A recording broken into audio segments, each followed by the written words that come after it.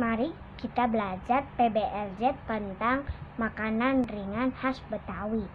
Betawi memiliki beragam makanan ringan khas Betawi.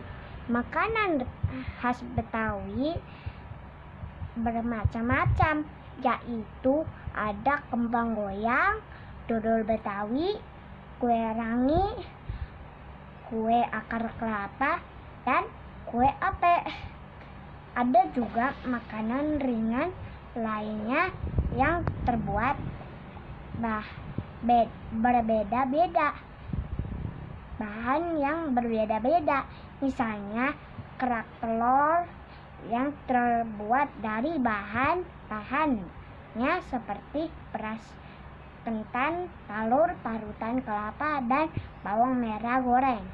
Ada lagi kue cucur yang terbuat dari tepung beras dan gula aren.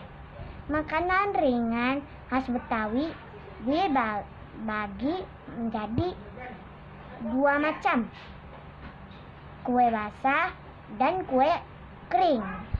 Perbedaannya, kue basah adalah kue yang agak basah, tidak terlalu. Perbedaannya, kue basah adalah tidak terlalu awet. Contohnya kue basah, kue cucur, kue rangi, putu mayang,